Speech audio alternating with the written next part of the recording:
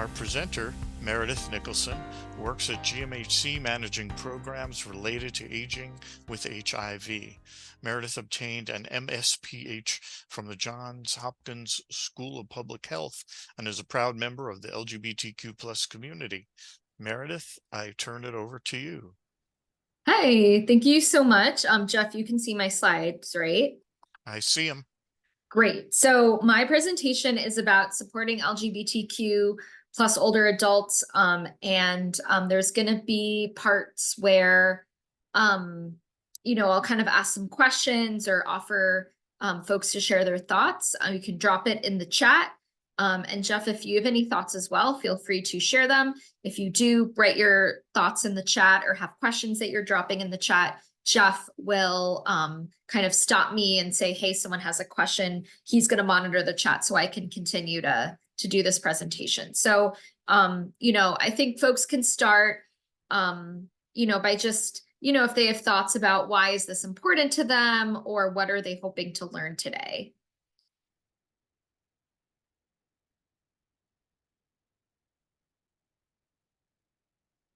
And either way, I would say the point isn't necessarily to kind of be completely perfect and never, kind of miss the mark or anything like that. Like everything that I'm presenting today is aspirational. I think it's also really important to, kind of consider autonomy, and kind of person-centered values. And that includes that someone may not want to be out. Someone might say, well, I don't think it's a big deal if people know who I'm dating or, what gender I was assigned at birth, what sex I was assigned at birth. But I think if we do take these steps to be inclusive, then folks can, choose whether or not they want to come out. And they know that if they do want to, that they, will feel accepted and supported in that. So I always start by just kind of looking at what does LGBTQ mean? I think people are pretty, familiar with the terms gay and lesbian, but there's so many different terms that are kind of under that umbrella now. And so I kind of have this graphic on the right side where it's there's a gay street in New York City, and the New York City Commission on Human Rights kind of did this fun little thing with the sign. And so they made it GLBTQIANPTS plus street. And, for example, there's the term, bisexual, meaning people who are attracted to more than one gender. There's transgender, which is a umbrella term for folks who their gender identity is different from, the sex assigned to them at birth, the gender assigned to them at birth. We have queer, which is kind of an umbrella term to mean not heterosexual in some way. And I think, it is important to note that this is a term, that was kind of used as a slur in a derogatory way that's kind of become reclaimed. And so, you do have some older adults who are reclaiming it and calling themselves queer. You also have other older adults who would not want to be called queer because of how it was weaponized against them. There's also the term intersex, which it's it connotate, it designates someone who, whether it's because of their genitalia or whether it's secondary sex characteristics, they don't fit into kind of strictly kind of male or female as a sex. And, we also have asexual, which is folks who do not experience sexual attraction at all. That is different from celibacy. Celibacy is someone who, does experience sexual attraction, but is choosing not to act on it. Asexual is someone who does not desire to have sex or has that attraction to someone. And then there's non-binary, which is someone who their gender identity is seen as something they're not exclusively man or a woman. They might feel that they're a little bit of both. They may feel that they are neither of those things and completely outside of those things. Pansexual is a term, you do see a lot of younger people using it, but sometimes you see older people, who might say this resonates with me, where they're attracted to all gender identities. And then two-spirit is a term that it's a term that folks who are Native American use. It's kind of you know, another way to mean LGBT, but specifically, there's the connotation when someone calls themselves two-spirit, that, you know, they kind of come from a lineage, their North American, Native American tribe, you know, kind of has had individuals who are what we would consider to be under the LGBTQ umbrella, but there's a specific cultural understanding that's a little bit different, or there's, you know, a term in that tribe's language instead. And so that's a term that Native American folks tend to use. And then there's the plus to signify that there are so many different terms. You know, for example, one term is, you know, I see it a lot kind of among older African Americans, same gender loving instead of the term gay or lesbian. And, you know, I remind people at this point that the point isn't to memorize all of these definitions perfectly and keep up with what things mean and do they mean the same thing, or has the definition changed, or has a different word become the word that we use now instead. But instead to get curious and to be comfortable asking someone if there's a term that you don't know, to say, well, thank you for telling me. What does that term mean to you? I'd love to hear more. And then, you know, I just kind of wanted to, you know, I have an image of Laverne Cox, who it says, I was assigned male at birth. That's the way I like to put it, because I think we're born who we are. And the gender thing is something someone imposes on you. And she says, you know, I was assigned male at birth. That's what, you know, her birth certificate says, but I've always felt like a girl. And so, you know, there's transgender women, and then there's transgender men who will, you know, they're assigned female at birth, but they identify as, they live as men. And there are folks who are non-binary who, you know, they may have either been assigned male at birth or female at birth, but they, you know, see their gender identity as kind of falling outside of whether you're a man or, Question. yeah. When you say transgender man or transgender woman, does that mean how they are now at this Yeah. time? Yeah. So Laverne Cox would be considered a transgender woman. Does that make sense? Yeah, thank you. Yeah. And so I think kind of the phrasing, I think this quote on the screen also reflects how, you know, saying, you know, Jeff, you did not do this. But there are sometimes people who will say, you know, Laverne Cox, who used to be a man, for example, you know, that can really get in the way of building rapport. And so, you know, we want to use the term transgender like as an adjective. So a transgender person, transgender people, you know, instead of a noun like transgenders or transgendered. You know, some people do use the term transvestite to mean transgender man, transgender woman.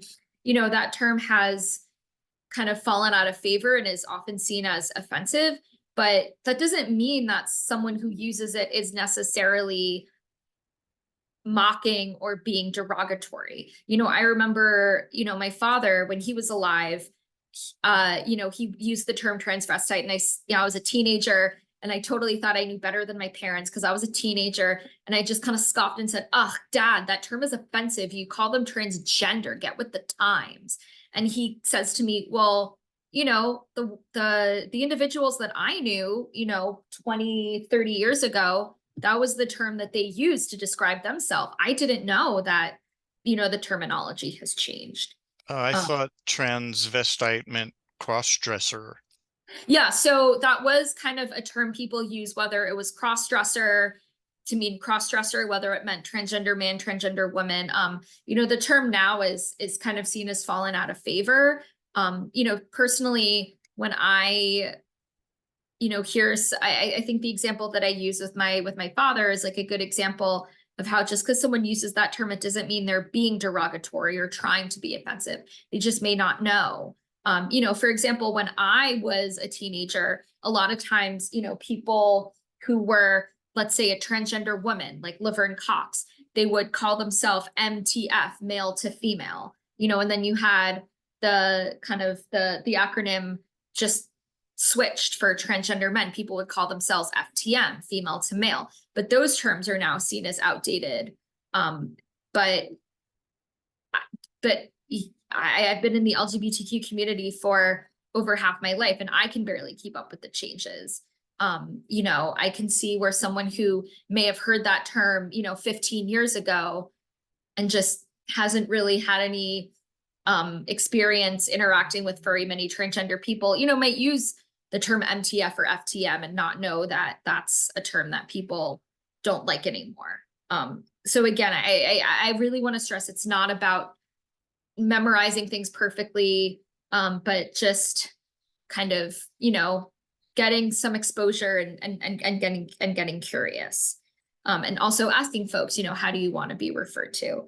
You know, I also kind of, you know, on the topic of transgender, you know, there's a lot of talk about transition. And I think that this list has a lot of the different things that people can do in order to undergo a gender transition, and hormones and surgery. For some people, they may want to do that, but that's not something that everyone does, including because if you're older, sometimes it might be harder because of certain health issues or medications or, you know, kind of what surgeons are comfortable with. So, you know, there's many different components to a gender transition that folks can elect or not elect to take on. So for example, you know, in the state of New York, you can actually change your driver's license and state documents to have the letter X under your gender instead of an M or an F, that it's an X, and the X is essentially a placeholder to leave it blank. You know, there's gender affirming garments like a binder to flatten one's chest, tucking undergarments if someone has a penis to make that area be flat, and then kind of prosthetics as well. So I just wanted to stress that, you know, transition can look very different for different people. And then I also see, so I talked a little bit about what does LGBTQ mean? What does LGBTQ older adults mean? And, you know, I kind of, I'm using Presbyterian Senior Services definition, which is over the age of 50. And out of about 800,000 people in New York, you know, it's hard to kind of get good estimates when it comes to finding out, you know, how many LGBTQ people are there in a place as big as a place like New York. That out of over 800,000 estimated anyway, people living in New York who say that they're LGBTQ, nearly 1/3 are over the age of 50. So there definitely are LGBTQ plus older adults.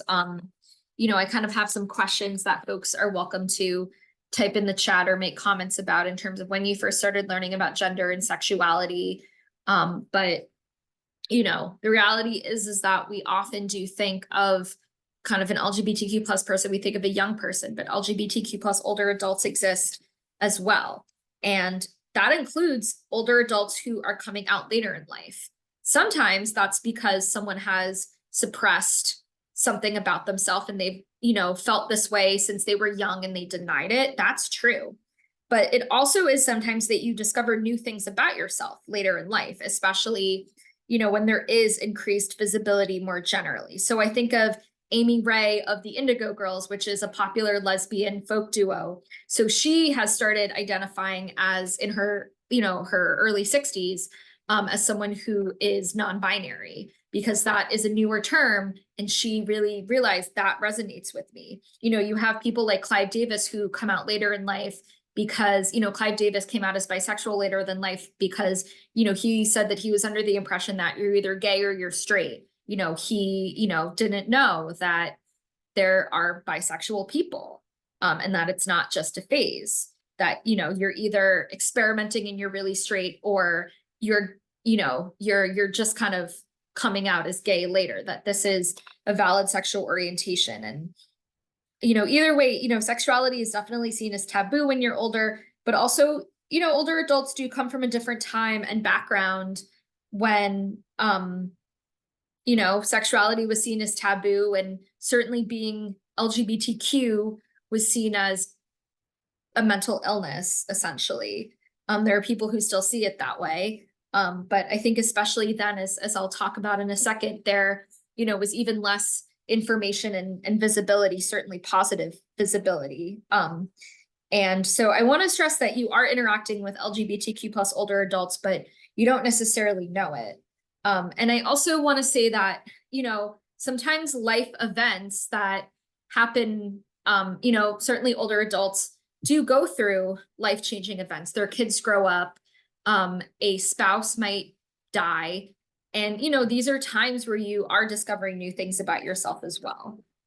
So, you know, I kind of have, Jeffrey wanted me to talk a little bit just kind of about, you know, kind of the wider context of what are the changes that have happened in the last couple decades that LGBTQ plus older adults have been seeing. And so, you know, I think about the 1950s, you know, like I said, you know, being gay or transgender is it's seen as a mental illness. You can be fired from your job. You know, if you were caught having same-sex relations, you know, you could, or, you know, for soliciting same-sex relations, even if it was consensual and not kind of in exchange for payment, you know, you could be arrested.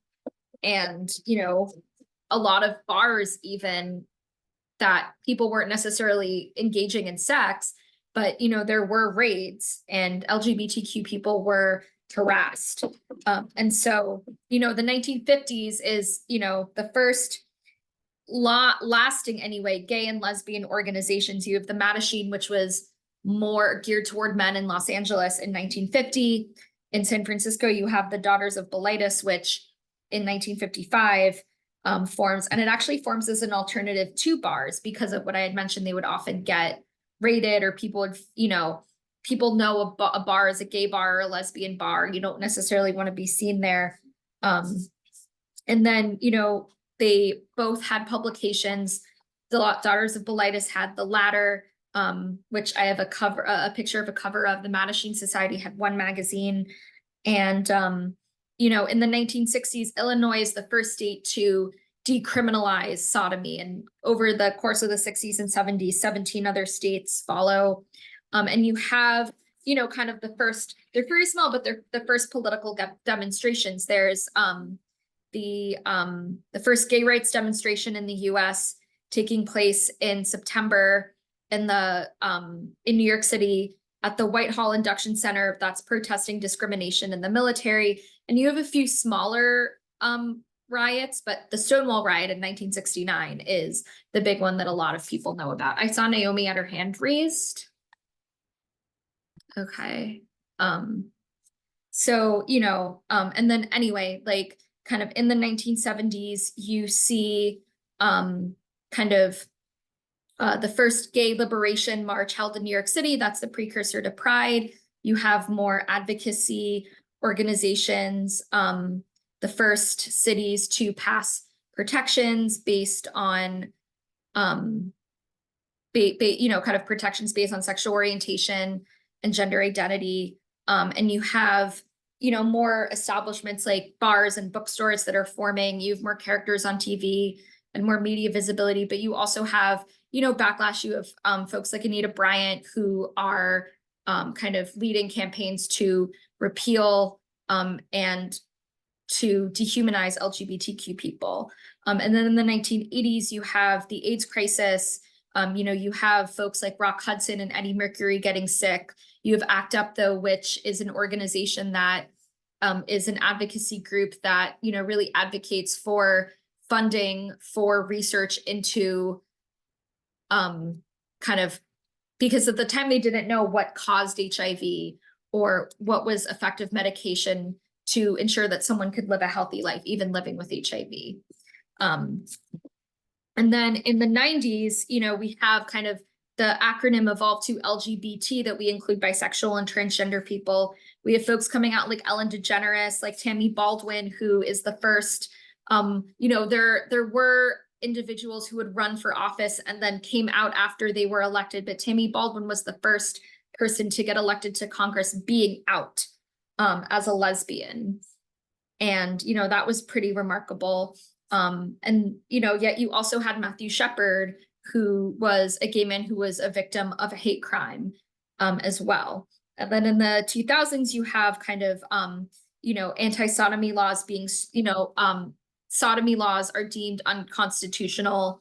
You have Massachusetts and several other states legalizing same-sex marriage. In 2002, New York City actually expanded the definition of gender in its human rights, anti-discrimination and harassment ordinances to include protection for transgender and gender nonconforming people. In 2009, Obama signs the Matthew Shepard and James Byrd Jr. Hate Crimes Prevention Act, which updates federal hate crime laws to include protections for LGBTQ people. And then, you know, the 2010s, you have the fall of DOMA and Don't Ask, Don't Tell. You have, you know, the famous cover of Time with Laverne Cox, the transgender tipping point. You know, you have the Stonewall. And DOMA is Defense of Marriage Act, Yes, which yes. states that it's only for a man and a woman. Yeah, so DOMA was the federal law. So, you know, states like Massachusetts and Iowa that legalized same-sex marriage before DOMA, you could only have state-based benefits. So as we'll talk about later, for example, someone, you know, could get married in Massachusetts, for example, to their same-sex partner, but because, you know, let's say Social Security is a federal law, you can't access your partner's Social Security benefits the way that, you know, if a man and a woman were married, that the spouse could upon that partner's death, for example. So DOMA did kind of remove that. And then we have the Obergefell decision, which made bans against same-sex marriage on the state level unconstitutional. But, you know, it's not codified. And that means that the court could change its mind. And for example, we saw that with Roe v. Wade, where in 1973, the Supreme Court ruled that that same-sex marriage, not same-sex marriage, the Supreme Court ruled in 1973 that, you know, abortion should be, that abortion should be legal, that laws outlawing it outright were unconstitutional. But, you know, we saw 2 years ago that the Supreme Court changed its mind and said, actually, if states want to ban abortion, that's okay, they can do that. And so, you know, it's really important to kind of have these laws be to be codified. That's something that a lot of LGBTQ plus activists do work on. You know, we do see the backlash too. For example, you know, in that decision overturning Roe v. Wade, Justice Thomas indicated he thought that Obergefell, which made same-sex marriage bans unconstitutional, should be redecided. He thought maybe Lawrence v. Texas, which struck down anti-sodomy laws, he thought maybe that should be revisited. You know, certainly a case would have to work its way through the court and be accepted by the Supreme Court, and they'd have to rule accordingly. But, you know, Trump's justices have indicated that, yes, they would potentially be open to revisiting those decisions if they were to come on their, you know, come across their docket, so to speak. And, you know, a lot of the backlash in terms of kind of anti-LGBT stuff, it's true that a lot of it is geared toward minors, not necessarily adults. But, you know, for example, the folks who are looking to ban healthcare for transgender minors, we know that they're not just stopping there, regardless of whether we think minors should be able to have hormones or surgery if they want to transition. You know, the reality is that those people can and are trying to make those make that illegal for transgender adults as well. But we still see like so many public figures coming out. We see Pete Buttigieg is running as like, you know, running for president, which I think is super impressive. We have Stonewall as a national monument. We have Truvada and Descovy, 1 pill a day for, you know, kind of prevents HIV if you are HIV negative. So, you know, I do want to point out that we are making a lot of progress even with the backlash. And I think intersectionality is also important. It's a buzzword people talk about a lot. You know, the notion that kind of your race and your immigration status, whether you have a disability or not, all of these things, you know, can easily be separated from your experience as someone who's LGBT, just like we can't separate age from that super easily. So I think that that's something to consider. I also kind of think about how, you know, a lot of LGBTQ plus older adults, like we can see in this survey done by SAGE, which is a LGBTQ plus older adults advocacy and programs organization, that a lot of LGBTQ plus older adults, you know, they are nervous about having to go back in the closet to receive healthcare or other support. So, you know, you may have folks at Presbyterian Senior Services or wherever you are who kind of have that, kind of, they may be in the closet. And so I think it's really important to, kind of acknowledge, even if we quote unquote don't know if someone is LGBT, like we should assume that we are serving LGBTQ plus people in general, even if we are not, and certainly should not be speculating on an individual person's sexual orientation or gender identity. Going back one slide, the intersectionality. So would being LGBTQ be one of the items in there? Oh Or yeah, is sure. it separate? Yeah, okay. So that might Yeah, be yeah. fall under sexuality and gender. Okay. Yes. Yeah. Yeah. I think we talk about LGBTQ plus older adults. You can't really separate someone's experience being older and facing ageism from their experience as someone who's LGBT and potentially facing prejudice and discrimination based on that. That's kind of what I mean. Does that make sense? Yeah, yeah. And plus, you could be of any ethnicity, speak any language, be in any, class, monetary class, race, yeah, level of education. So yeah, people, it's like the whole human being, intersectionality.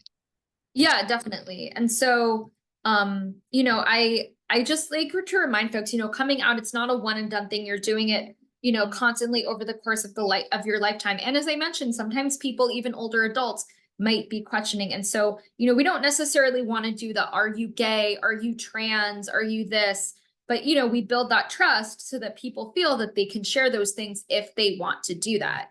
Now, how do we start to build that trust? I really focus on kind of the smaller things that people can start doing pretty much right off the bat. So kind of including inclusive imagery in your graphics and your advertising. So, having same-sex couples, having gender non-conforming people, language, saying everyone is welcome, by like biological family and chosen family, things like that. I think, in terms of organizations like Presbyterian Senior Services, there's, I think, the option of non-LGBTQ plus specific events that are inclusive. So if you're having a health fair, having an LGBTQ health clinic come, if you're having a tenants' rights workshop, for example, that you can have someone who, knows about protections for LGBTQ plus people, end of life planning as well, kind of how LGBTQ plus people might have kind of unique considerations and including that content and speaking to those things. And there's the option of LGBTQ plus themed events that are open to everyone. So drag bingo or a related film screening or attending Pride or other, events during the month of June. And I think also normalizing being LGBTQ plus, that, if you yourself aren't or you don't want to come out, you can say, hey, how was your weekend? I had a great weekend. I had dinner with my friend and his husband or something like that. And small things can still go a long way, as Jeff and I were kind of saying earlier, with the pins, with the stickers, the pronoun pins, those things, still signal to people that, you're someone who wants to be LGBTQ plus inclusive. I think, kind of in terms of social support, there is that impact of HIV and AIDS where, you have folks who even, that they certainly, there are folks who lost individuals who were heterosexual, but a lot of, HIV did disproportionately impact this generation. A lot of them lost family, whether biological or chosen partners, or they themselves were HIV positive and they were told, you only have a few years left to live because it was a death sentence at the time. And there weren't really the medications that we have now that allow someone living with HIV to live a normal lifespan. And so, not only were some individuals told, you only have so much time left to live, prepare to die, that they didn't die. But it happened instead to folks that they loved due to a stigmatizing condition, due to homophobia and transphobia. And, I think kind of the numbers on this graphic, it kind of reflects different numbers based on methods, but, either way, we're talking about a lot of people here, but we still make heterosexual assumptions, kind of based on heterosexuality. There are LGBTQ plus older adults who do have kids, who do have biological family that they're close to, but also a lot of LGBTQ plus older adults have chosen family. They're family that they may not be biologically related to, but they're still considered family. And so I recommend, kind of when you're supporting someone who's LGBTQ, instead of saying who is your family, a lot of people will take that literally to mean biological family, and they may say, well, I don't have any, when that's not necessarily true. So I often, ask, who's in your life? Who do you rely on? And treat those folks like family. Don't just say, oh, they're just a friend. Obviously, friendships are important and connections of all kinds are important. And I think also, it's important to recognize, if you do kind of work with caregivers, that LGBTQ plus older adults, they may be older adults, but they're more likely to serve as caregivers. And so they may be experiencing the navigation issues, the burnout, on top of having to care for oneself. They may not necessarily use caregiver language. They may not say, I'm a caregiver. They may just say, I'm taking care of my mom or whoever, and I'm just doing the right thing. And sometimes there can be complicated feelings where there, may have been rejection or discrimination by that family member. I also think in terms of just physical and mental health outcomes, that there's a lot of, we talk about older adults in general feeling lonely and isolated. And, a lot of LGBTQ plus older adults, they're not necessarily experiencing physical and mental health outcomes that are poor, not because being LGBTQ is bad or it's a disease, but because of the oppressions and the barriers that they faced, which I think is really important. And then, kind of also looking at transgender people. I have, kind of the bars in orange and blue, the US Trans Survey. So it may not, the common argument is that it's the methods are not as rigorous as, say, the National Survey on Drug Use and Health, which is one of the many surveys that Health and Human Services does, but it is what we have. So it is what I'm using. And the National Survey on Drug Use and Health, it doesn't ask about gender identity, but it has very rigorous methods to kind of ensure that it reflects the population more generally. So we can kind of assume that maybe about 1% of the individual surveyed are transgender, which is the prediction of how kind of the population of trans people in America, a little bit more, a little bit less.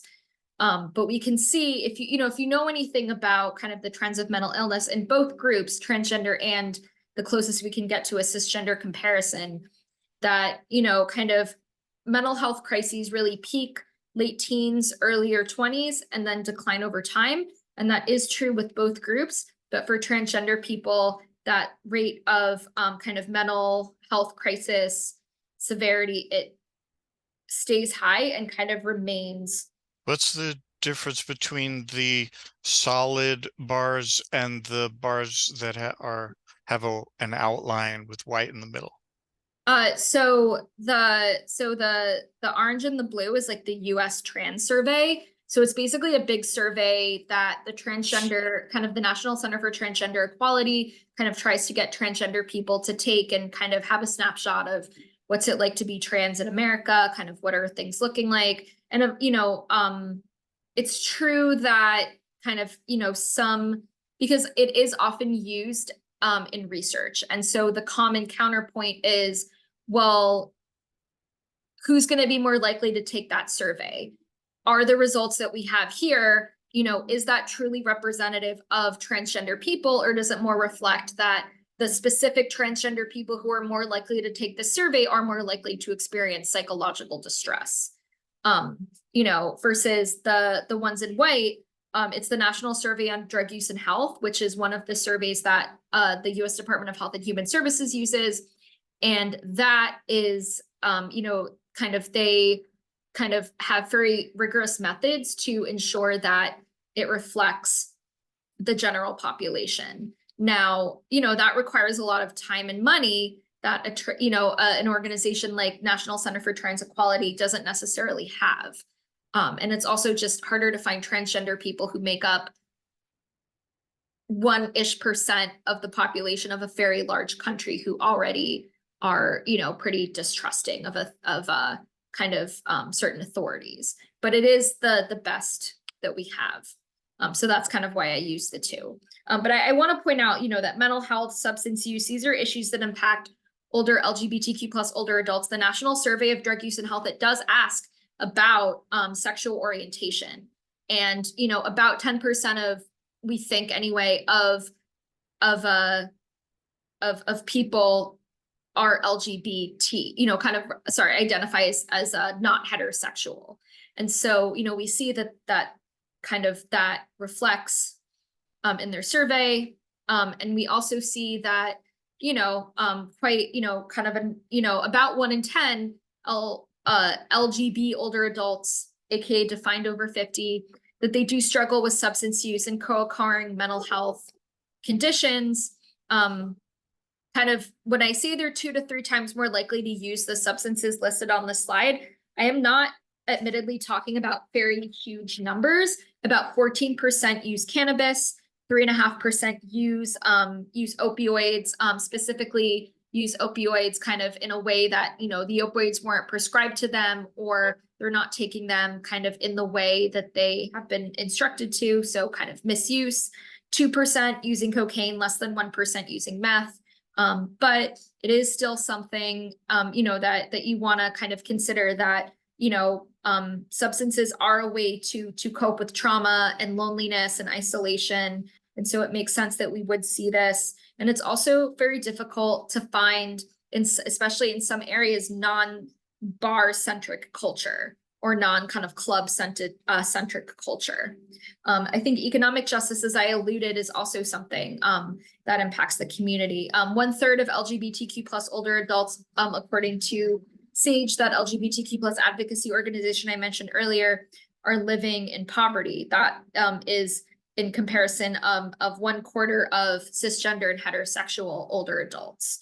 44% of older LGBTQ plus individuals report concerns. They think that they're going to have to work well beyond retirement age, 65, 70, compared to 26% of non-LGBTQ people. And, this is it. When you think about it, you might consider spouses or partners of older LGBTQ plus people died or retired before marriage equality passed, so that they're unable to access Social Security survivor benefits or their partner's benefits or other assets. And, Are these numbers higher than the population overall? So again, 26% of non-LGBTQ plus older adults believe that they won't need to work well beyond retirement age, compared to 44% of LGBTQ plus older adults. In terms of kind of how many, the SAGE survey found that 83% said that they mostly rely on Social Security to support their retirement. I don't know whether that is lower or higher than non-LGBTQ plus people, but certainly, many Americans of all backgrounds, sexual orientation, gender identity, heavily rely or entirely rely on Social Security. And then we also have housing insecurity. If you're already, kind of living in a precarious financial situation, that makes it difficult to afford housing. And if you, need assisted living or are looking for affordable senior housing, there are a few things like, Stonewall House in New York City, but LGBTQ plus friendly housing for older adults is very hard to come by. But I also don't want to just talk about the doom and gloom. I also want to, kind of talk about the resilience of LGBTQ plus older adults, and how being LGBTQ plus, you have support from chosen family, you have very unique culture and history and legacy to draw on as well, and I don't want to minimize that. So in terms of kind of as we kind of round out our programming, like I think we can kind of talk about everyday support. So one thing I kind of really stress is, challenging your own implicit biases. So I see a lot of people who I present this workshop and they say, well, I don't make assumptions, but I would challenge that, because for example, we, will say, it's important to ask someone's pronouns. You don't want to assume them. But we also think, well, I'm not going to ask an older adult their pronouns. They're just going to get confused and angry at me. It couldn't possibly be something that's important to them. Or, I think as someone who, hangs out in a lot of like queer women spaces, there's the assumption that it's older lesbians who will say, who are transphobic, who don't think that trans women are really women. We are the ones who are accepting. But the reality is that, exclusionary attitudes don't have much to do with age. And there's plenty of older lesbians who have trans women as their partners, as their friends, or, who otherwise accept transgender women.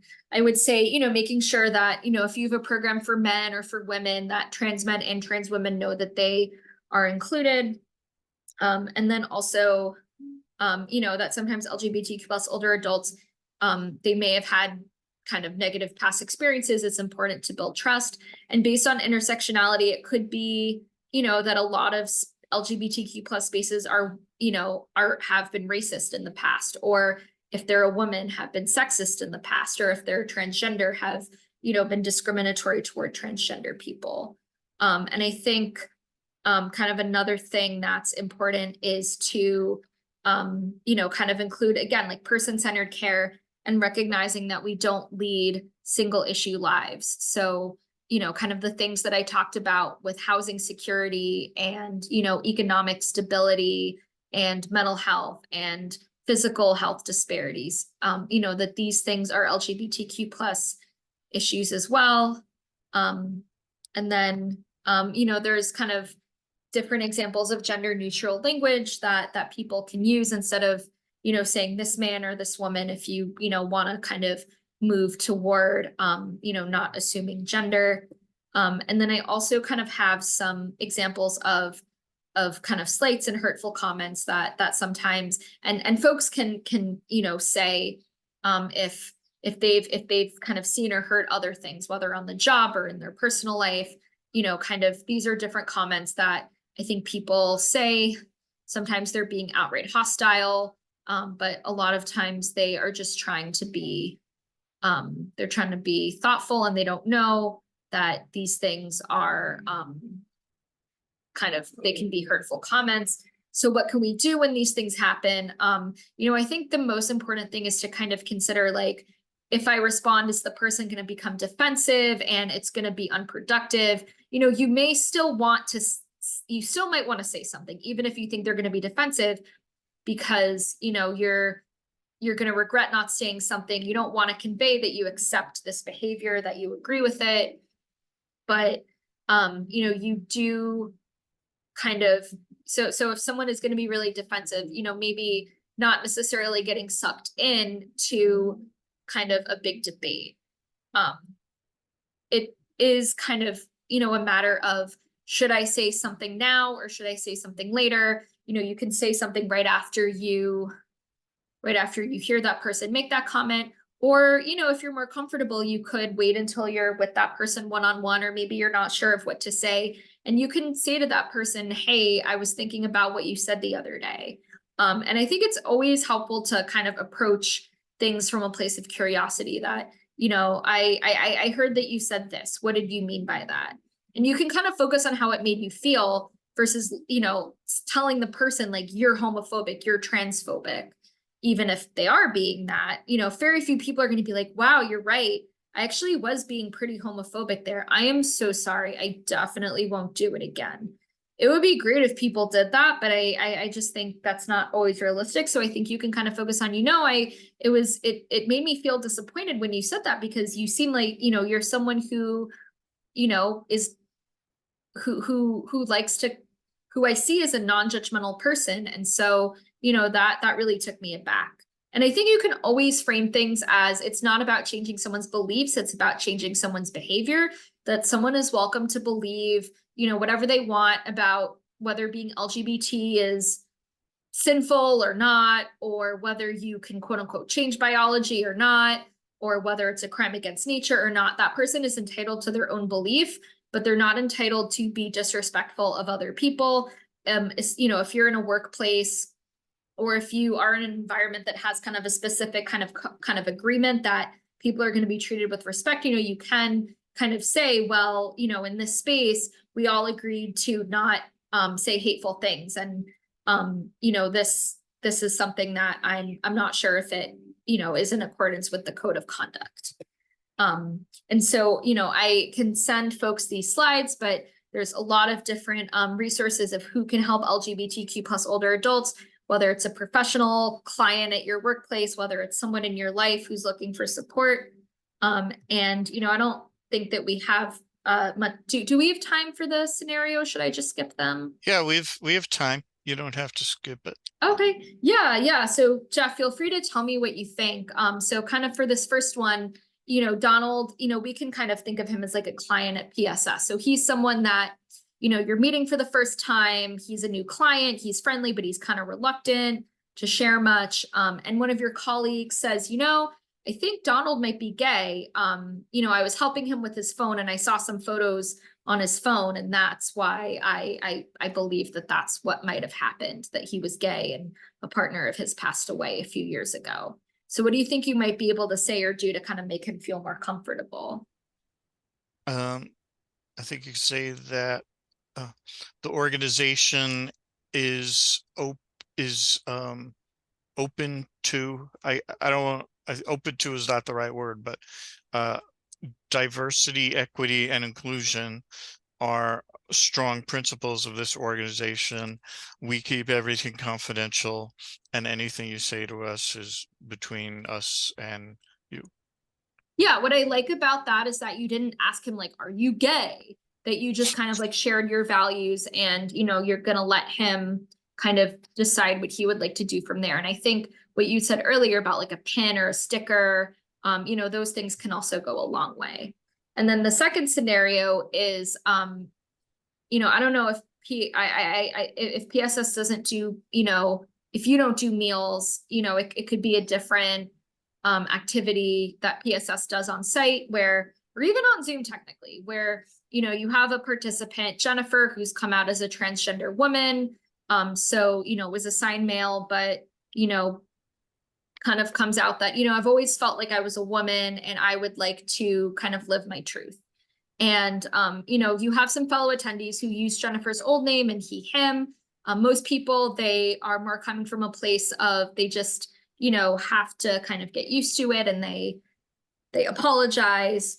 But a select few seem to be doing it out of malice. So, you were recently chatting with Jennifer on site and one of them came up to you and said, I'm not going to refer to this thing as a woman. You can't change biology. So what's something that you could say next? It sounds judgmental and bigoted, and this person is a human being. It's not a thing. Yeah, I think just saying like, Jennifer and any human being, is not a thing and you have to treat them respectfully. And if that person continues to kind of say, well, it's not how God or the universe intended, you're born a man, you're always going to be a man, you can say, you're entitled to your opinion, but you're not entitled to call people this thing. If you, just like if anyone, said anything derogatory to anyone, I like to stress to people that, you have diffused situations in the past and, a lot of it is very relevant here too. So ultimately LGBTQ plus older adults want and need to be supported in being their whole authentic selves. And, that's my email if you want to be in touch, and that's it. Have a great day.